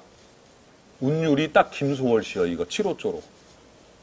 따다다당 따다다당 따다다다당 이렇게 가요. 7호조가. 공중엔 길이 있어서 잘 가는가? 여보소 공중에 저 기러기 열십자 북판에 내가 섰어. 이렇게 가잖아 지금 운율이. 그 딱 김소월 씨예요. 그거. 김소월 씨 아니면 박모월 씨 둘 중에 하나요. 근데 그래서 김소월 시인을 무슨 시인이라고 그래? 전통시인이라고 부른다 그래. 전통시인. 전통시인 그러면 김소월 다음에 청록파 다음에 서정조 이렇게 5명. 청록파의 박목월, 박두진, 조지훈. 이게 김소월의 길이라든가 이 작품 이름이 그럴 거예요. 이때 기러기 얘는 시적 대상인데 시적 대상 중에 객관적 상관물일까? 선망의 대상일까? 정서의 매개체일까? 선망의 대상이죠. 저 기러기는 길이 없어도 잘 가. 근데 나는 길이 있는데도 못 가. 같은 시대에 시를 썼는데 김소월도 시 속에서 나그네를 많이 다뤘고 박목월도 시 속에서 나그네를 많이 다뤘고 작년 국가직에 나왔던 박목월의 나그네처럼 그런데 김소월의 나그네와 박목월의 나그네는 달라요. 이미지가. 김소월의 나그네는 좀 절망적이야. 이런 상황이야. 이런 상황. 내가 갈 데가 없어. 이 나그네는 두 사람이 다뤘던 나그네가 뭐냐면 바로 그 당시에 조국을 잃고 전 세계로 방황할 수밖에 없었던 우리 민족의 모습을 나그네로 상징을 한 거야. 두 사람이. 그런데 김소월의 나그네는 갈 데가 없는 좀 절망적이고 슬픈 그런 나그네의 모습이라면 희망이 없는 그런 모습이라면 박모월의 나그네는 똑같은 일제시대의 나그네인데도 불구하고 구름에 달 가듯이 가는 유유자적한 행운 유수하는 그런 나그네. 여유가 있지요. 왜 그러냐? 박목월의 나그네는 뭘 찾아가는 나그네야? 무릉동원을 찾아가는 나그네야. 그러니까 이미 달관을 한 나그네야. 일제강점기라고 하는 요거를 이미 다 달관을 한 나그네. 그래서 한쪽은 좀 부정적일 수밖에 없고 한쪽은 바라보는 관점 자체가 좀 긍정적으로 갈 수밖에 없죠. 이때 기러기는 뭐예요? 선망의 대상입니다. 그때 선망의 대상에 해당하는 거 찾아라 얘기는 그거네. 문제는 다음에 59번 60번은 밑줄 친 부분이니까 읽으면서 풀면 되겠네요.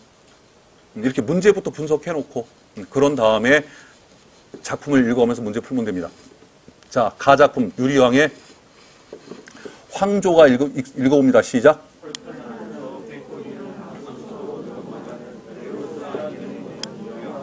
예, 이때 꾀꼬리가 바로 선망의 대상이죠. 다음에 외로울사 할 적에 이 외로움이 이 황조가의 주된 정서. 그래서 59번 기억이 심정과 가장 가까운 것 불안감, 공포감, 절망감, 무상감, 신비감 정답 절망감이 답이 되겠죠. 그나마도. 기억이 여기 있어. 기억. 저 밑에 있구나. 가를 가지고 외로울사 이것도 혹시라도 뭐 한다면 절망감 쪽이 가장 가깝게 답이 되겠죠. 되기는. 다음에 A는 60번이네. 다음에 외로울사 서정적 자의 정서를 직접적으로 드러낸 말이다. 맞지요? 외로움의 정서. 다음에 B 입처럼 B 언젠가 죽을 수밖에 없는 유한한 존재 맞지요? C 한 가지 화자와 시적 대상의 관계 그죠? 형제 관계 동기간. 다음에 맨 마지막 다 작품 나무도 시작.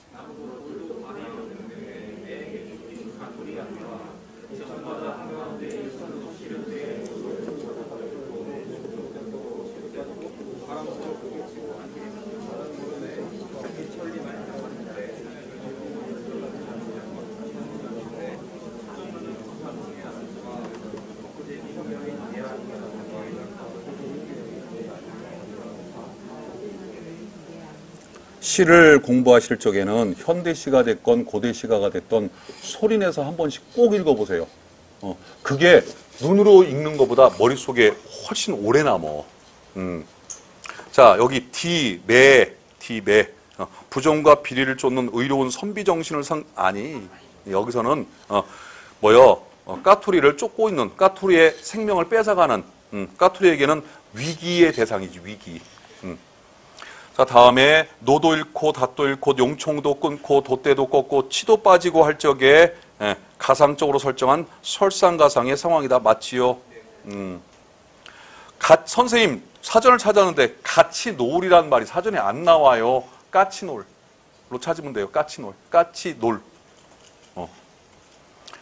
까치하고 관계 있는 말은 아니고 그 밑에 뜻은 있죠. 근데 이거 우리는 몰라. 그죠? 우리는 몰라요. 우리가 뱃사람이 아니라서. 자, 다음에 기억. 내 아니야 할 적에 이 내 안이 도사공의 아니죠. 도사공의 안이 아니라 시적 화자의 안. 그러니까 까투리의 마음, 도사공의 마음보다 내 마음이 더 절망적이다. 다음에 56번 정답은 3번이 되겠죠.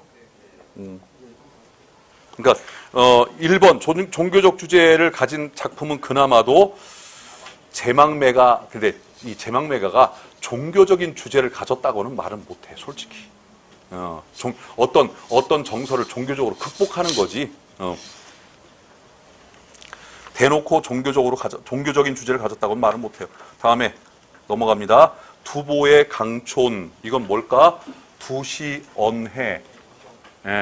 두시언해는 두보의 시를 언문으로 해석한 겁니다. 요 두시언해가 만들어진 건 제가 알기로는 틀릴 수 있어요. 세조 때 만들어진 걸로 알고 있는데, 세조 때. 세조면은 한글 창제에 참석을 했던 왕자입니다. 수양대군도. 그래서 거의 이것도 같은 시대라고 보시면 돼요. 한글 창제 시기 정도. 15세기라고 보시면 돼. 그래서 두보의 시를 한글로 번역한 시인데, 당나라 말기의 대표적인 한시, 중국의 시인이 바로 이 두보와 이태백이 둘이 있는데 왜 하필 이태백이가 아니라 두보의 시를 언해를 했을까? 두보는, 이태백은 굉장히 그래도 좀 호사스럽게 산 사람이야. 육춘인가 팔춘인가 하여튼 동생이 양귀비.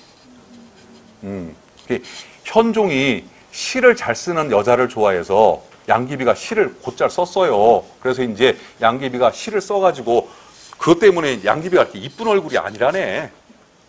시대의 미인이라고 기록되어 있는데 실은 그렇게 이쁜 얼굴이 아니라 중국의 현종이 양귀비한테 반한 이유는 시를 잘 쓰니까 반했다고 그래요. 그런데 이 양귀비도 시가 자꾸 쓰다 보니까 이게 미천이 자꾸 떨어져. 그래서 자기 좀 먼 친척 오빠인 이태백이를 불러가지고 그 사람한테 대류를 시를 쓸 수 있게 그렇게 해서 이제 양귀비가 계속해서 현종의 사랑을 받았다라는 그런 설이 있습니다. 설. 그래서 이태백이가 양귀비가 지어준 궁궐에서 궁궐 같은 집에서 인공 연못까지 파가지고 살았다는. 그래서 이 이태백이는 좀 호사스러운 생활을 했기 때문에 시 자체가 서민들의 심금을 울릴 만한 내용이 없어.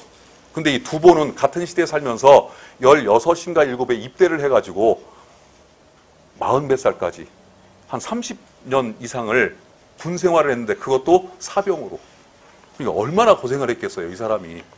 그러면서 고향에 대한 그리움, 집에 대한 그리움, 군 생활하면서 전쟁을 해가면서 그런 내용을 썼기 때문에 두보의 시가 훨씬 더 서민의 마음을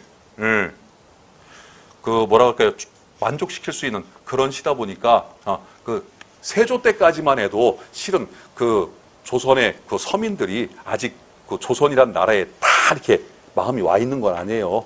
그래서 서민들의 마음을 달래기 위해서 두보의 시를 이렇게 번역해서 읽혔다고 합니다. 강촌이라고 하는 시고, 다음에 월산대궁의 시조 추강의 밤이 드니 워낙 많이 알려져 있는 작품이고, 다음에 전극인의 상춘곡이라는 가사, 이것도 잘 알려져 있는 작품이죠. 세 작품이 출제가 됐네요. 61번 문제부터 보세요. 가다의 공통된 공톤. 다음에 문제는 삶의 태도인데, 그럼 제일 짧은 월산대군의 시조 갖고 해보지 뭘. 이거 아는 작품인데, 그죠? 월산대군의 시조, 나 작품 추강의 읽어. 시작.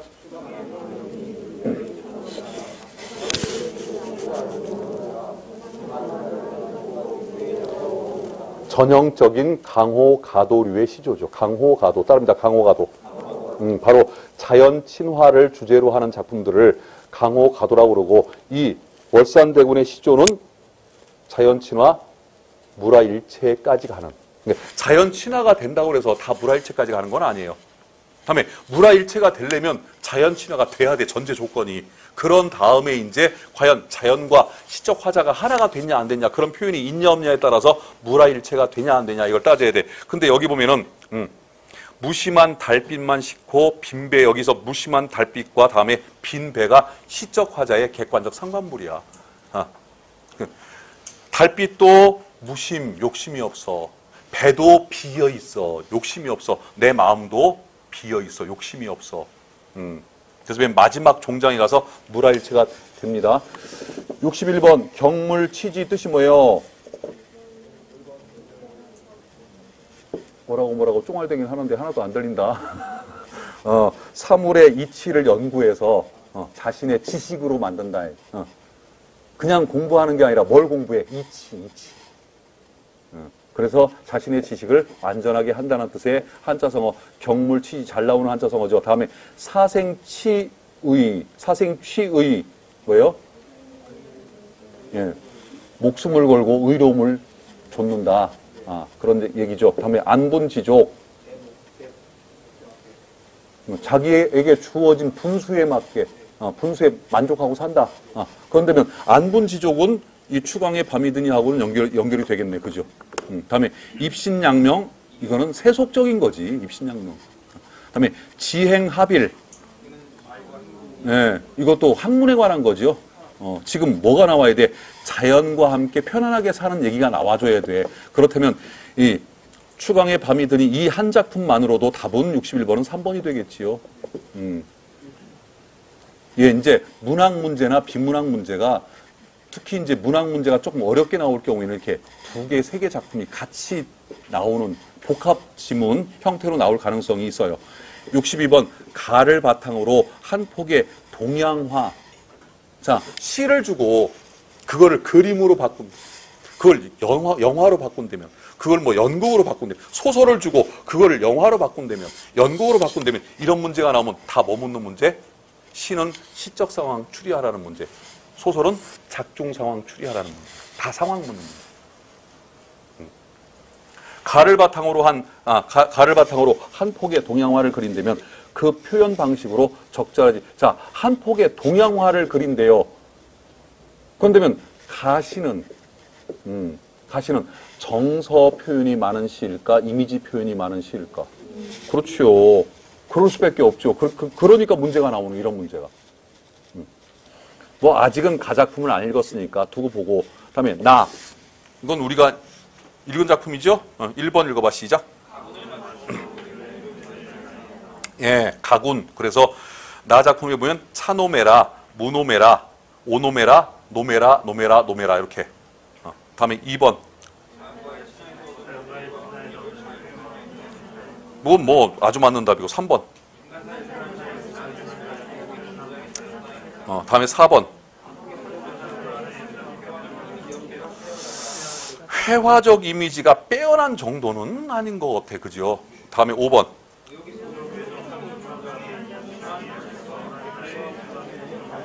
정답은 4번이 되겠지요.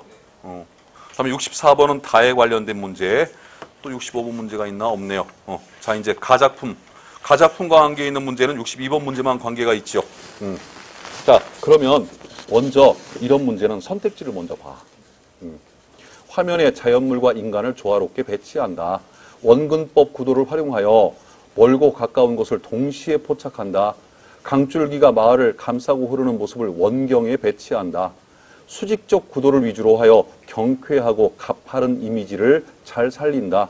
5번, 화면에 여백을 충분히 확보하여 느슨하고 한가로운 분위기를 잘 살린다. 4번 아니면 5번이 답이네. 그죠? 일단은 읽어보니까 4번하고 5번은 완전히 대치가 되잖아. 지금 의미가, 진술의 의미가 서로 반대되죠. 둘 중에 하나예요. 지금 상황이 급박하냐 아니면은 여유롭냐. 그런데 제목이 뭐야? 촌이 이렇게 뭐 빠르게 써요. 그죠? 자, 봅시다. 맑은 강 시작.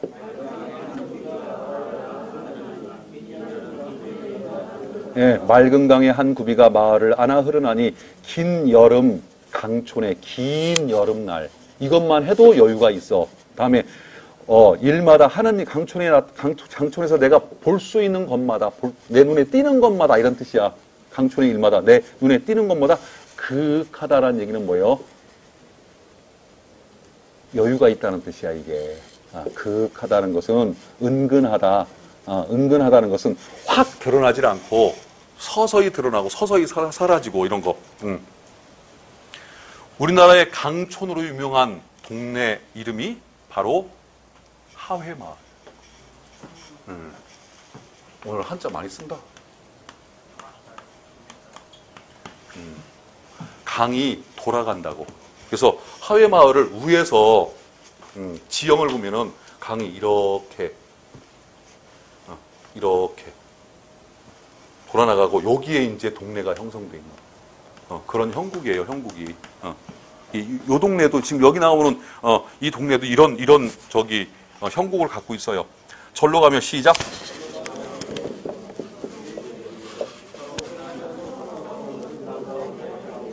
예, 이게 승 두 줄씩 기승전결이야.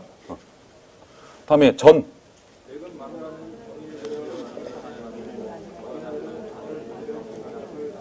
예, 지금 이 작품은 15세기 국어를 최대한 빼놓은 거야. 지금 아래아나 뭐 이런 걸 싹 빼놓고 현대어로 번역한 게 아니라 고만 싹 빼놓은 거예요.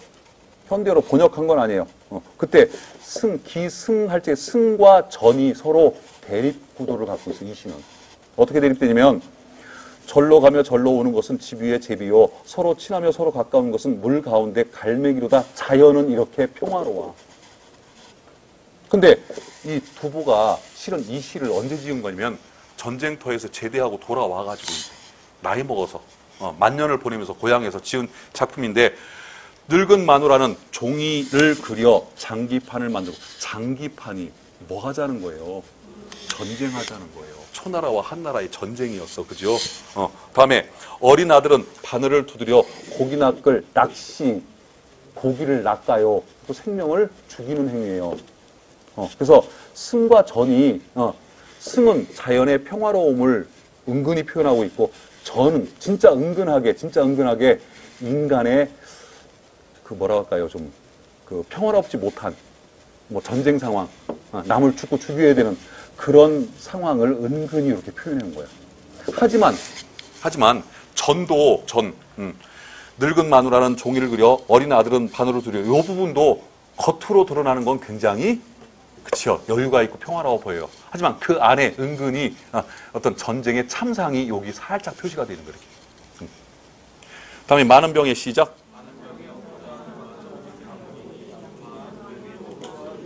예, 내가 지금 이제 나이가 먹어서 병이 걸렸어. 코로나도 걸리고 중국 사람이니까. 그래서 오직 내가 갖고자 하는 건 뭐요? 약만 있으면 돼. 그 이상 내가 바라는 게 없어. 여기서 이제 안분지족의 삶의 태도가 나타나죠. 왜 조그매졌어? 나이 늙으면 사람이 작아지잖아. 약간 줄어들잖아. 저도 1cm 깎였더라고요. 제일 컸을 때가 1m 80이었는데 지금 79더라고. 그래서 조그만해지는 것 같아. 이 몸에 또 무엇을 욕심내서 무엇 하겠느냐. 이게 안분지족의 태도죠. 자, 다음에 그래서 62번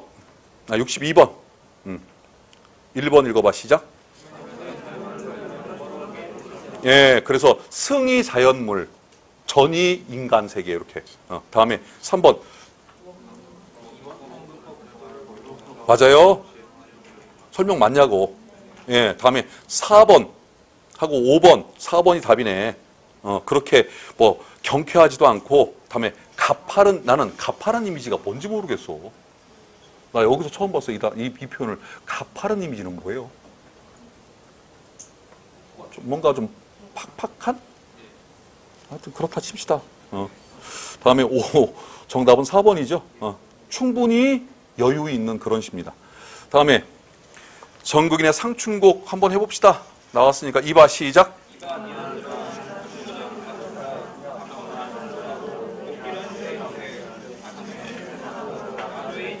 예, 채산은 뭐예요? 나물 캐는 거. 다음에 조수, 나조의 조수하셀 조수는 낚시질. 자, 갓괴어 시작.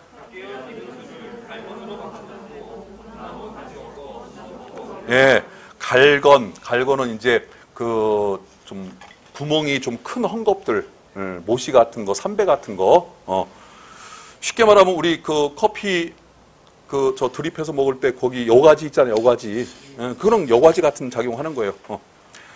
밭아 놓고 꽃나무 가지 꺾어 수 놓고 먹으리라. 화풍 읽어 시작. 예, 거기서 이제 64번 문제가 나가고 있죠. 연상수법. 다음에 동양 고전에 대한 보편적 교양. 다음에 한국 고전 문학의 여기 관습화된 상징. 예, 해당하는 시어가 있는 거 찾아라. 뭐 문제가 꽤 까다롭죠. 생각보다는. 근데 가장 큰 키는 관습화된 상징. 관습적 상징이 걸려있는 시어가 있는 거 찾아라. 그런데 여기 화풍이 건듯불어 녹수를 건너오니 화풍, 따뜻한 바람, 봄바람. 건듯 잠시 불어서 녹수, 푸른 물결을 건너 별로 함축적 의미가 없어. 그죠? 일단 함축적 의미가 걸려야 거기에 비유가 걸리든 상징이 걸리든 걸릴 거 아니야. 다음에 청향 시작. 예, 청향은 잔해지고 요거 무슨 표현? 예, 공감각적 표현이죠. 원관념은 청향, 후각. 잔해지고 보조관념 시각. 후각의 시각화.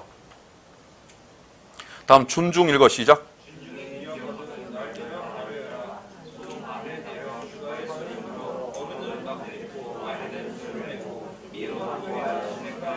예, 미음 완보.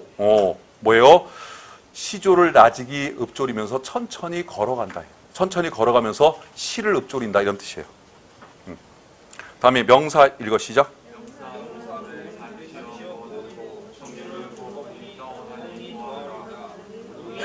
예, 떠노니 도화로다. 무릉이 가깝도다.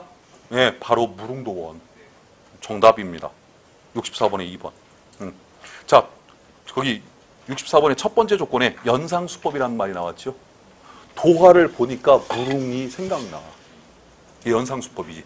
도화, 복숭아꽃을 보니까 저기가 무릉도원 아니냐. 이런 생각을 한 거예요. 연상수법. 더더군다나 이 무릉도원은 우리 한국인들에게 어떤 관습적 상징이 걸려 있어? 그렇죠. 이상향. 한국인이 추구하는 바로 이상적인 세계. 다음에 디귿 읽어 시작.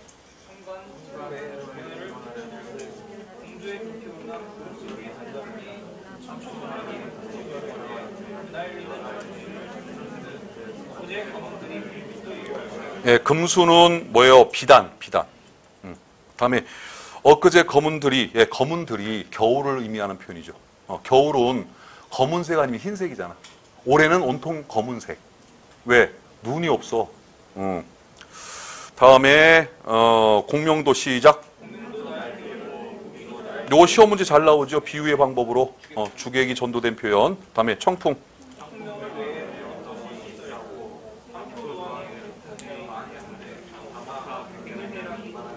예, 이때 담표, 누항 요 단어가 바로 안분지족과 관계가 있는 단어죠.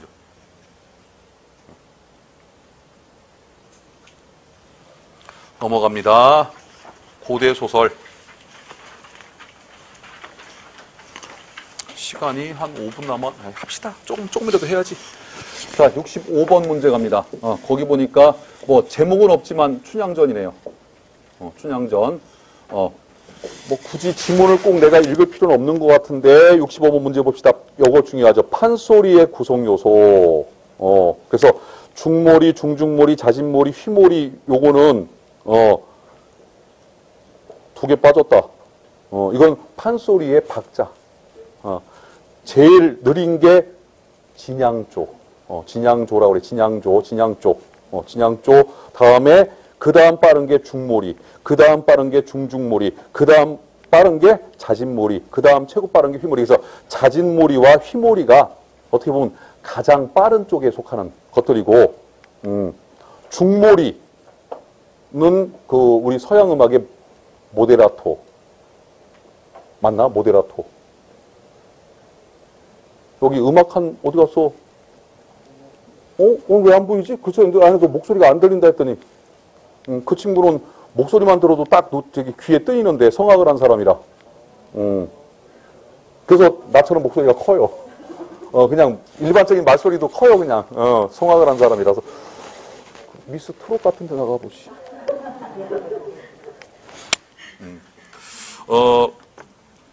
그래서 진양조, 딸에 진양조, 중모리, 중중모리, 자진모리, 휘모리, 외워, 이거. 외우라고. 뭘 왜, 얘는 무슨, 외우라니까 뭘. 그래서 진양조가 가장 느린 장단이고, 리듬. 휘모리가 가장 빠른. 흥보가 기가 막혀, 흥보가 기가 막혀. 이게 휘모리야, 이게 휘모리. 아주 빠르잖아요, 그죠? 여루와 상사디야. 이게 진양조에 가까운 거예요. 그래서 진양조로 연주할 때는 주로 슬픈 곡들, 슬픈 감정을 표현할 때 진양조로 많이 연주를 해. 그리고 기쁘고 막 쾌활하고 뭔가 막 일이 좋을 때는 빠른 장단이 가겠죠. 자진몰이나 휘몰이 쪽으로. 그래서 여기 조금 느린 장단, 이거 한 번만 읽어봐. 이거 외우지 마. 명칭을 외워, 명칭. 명칭 외우고, 하여튼, 슬프고 애절한 그런 느낌 줄 때는 어떻게 느린 장단으로. 슬프고 애절한 느낌 주는데 빨리 가면 이게 느낌이 안 와, 그죠? 기쁘고 쾌활하고 뭔가, 막 터졌을 때, 웃음이 막 터지고 뭔가 터졌을 때는 뭐요? 빠른 자진몰이나 휘몰이 쪽으로 가고. 다음에, 언몰이라고 있어, 언몰이. 장단 중에. 이 5개 장단은 정해져 있는 장단이에요. 이 정해져 있는 장단이 있는데 그 5개 장단에 속하지 않은 이거를 엇박자라고 해요. 엇박자. 자, 박수 준비. 박수 준비. 심심한데. 대한민국. 이게 바로 우리나라의 전통적인 엇박자야. 2002년도 첫 게임 폴란드전에서 이 박수가 처음 나왔어요.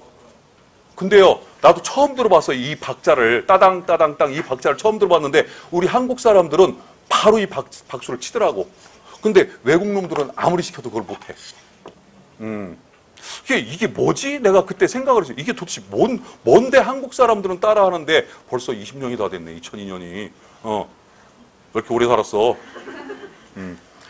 왜 외국 사람들 따라하지 못하지 하고 찾아봤더니 이 박자가 우리나라의 전통 엇박자야.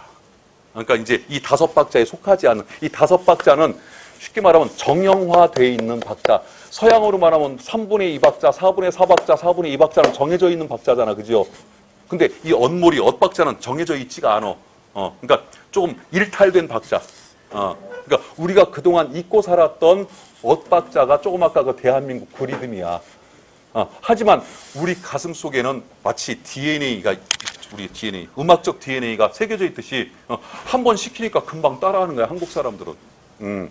심지어요, 그 세계에서 가장 드럼을 잘 치는 분이 있었어요. 그 당시 한국에 왔었어요. 이제 월드컵 구경하러. 그 사람도 그 박자를 못 치더라니까, 처음에는. 아니, 드럼을 가장 잘 치는 사람이라는 얘기는 세계적으로 리듬감이 가장 좋은 사람 아니에요. 근데 그 박자를, 그 단순한 박자를 처음에 못 치더라고. 연습을 해가지고 겨우 쳤어요, 그 사람도. 그런 재밌는 일이 있었어요. 그래서 언몰이라고 하는 엇박자, 이 5개 표준 박자에 속하지 않은 박자가 있고, 다음에 창은 판소리에서 판소리 가수가 노래 부르는 부분을 창이라고 그래. 노래로 표현하는 거. 다음에 안일이는 그 창이 아니라 대사로 표현하는 거. 이때야 흥부가 말하기를 이런 식으로 대사로 말하는 부분, 이런 걸 안일이. 다음에 발림은 그 뭡니까, 그 판소리 가수가 하는 제스처, 뭐 부채 같은 거 들고 피기도 하고 뭐 저희 가리키기도 하고 이게 몸을 쓰는 제스처, 이거를 너름새라고 돼. 너름새.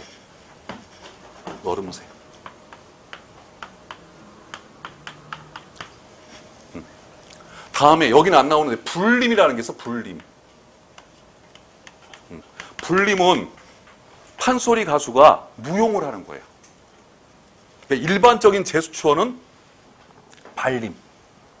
그 리듬에 맞게 춤을 추어. 가끔씩 춤도 춰. 판소리 가수들이 그때 그 춤추는 동작을 불림. 요런 판소리 용어들은 알아두셔야 됩니다. 시험 문제에 나오는 용어들이에요. 자, 1번 봅니다. 첫 부분에서는 문제가 가, 나, 꽤 많이 나가네. 여기까지만 합시다. 네, 시간이요.